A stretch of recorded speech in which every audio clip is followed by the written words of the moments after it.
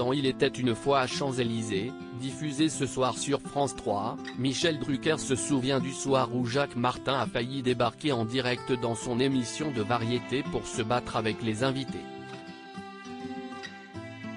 Les téléspectateurs ne se sont rendus compte de rien. Ce mercredi 21 décembre 2022, France 3 diffuse le premier numéro d'Il était une fois à Champs-Élysées.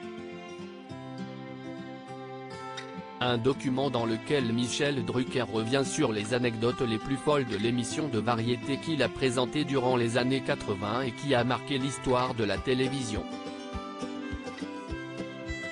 Impossible d'oublier, par exemple, la fois où Serge Gainsbourg avait fait des avances un peu osées à la chanteuse américaine Whitney Houston, qui n'avait pas vraiment apprécié.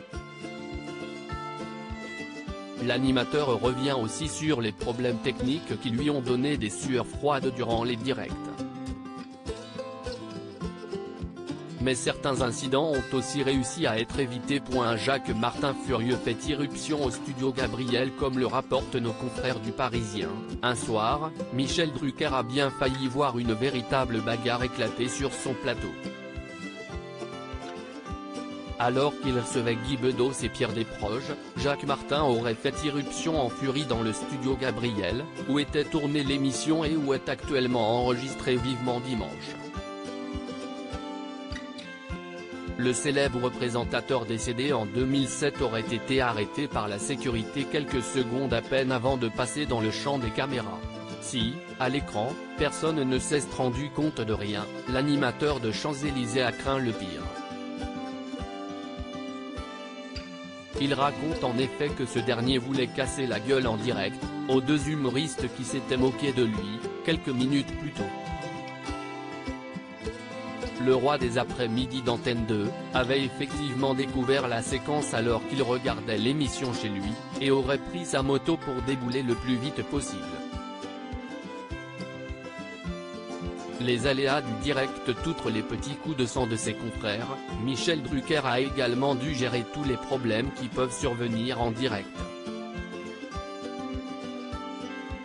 Celui qui accueillait les plus grandes stars françaises et internationales avait aussi à cœur de lancer de jeunes artistes.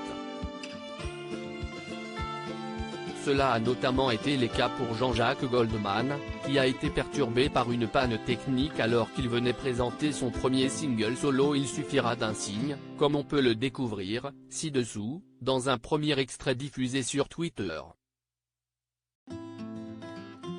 Il était une fois à Champs-Élysées. De 1982 à 1985, visage romantique, revivez les moments les plus cultes de @Michel Druckeroff dans ce documentaire inédit, étoile brillante, Il était une fois à Champs-Élysées, de 1982 à 1985, calendrier, mercredi 21 décembre à 21h10, punaise ronde, sur @France 3 #Champs-Élysées #Michel Drucker #DocPic. Twitter.com/Zrodiki7x4xd, CarsonProd @Carson-prod, 10 December 19, 2022.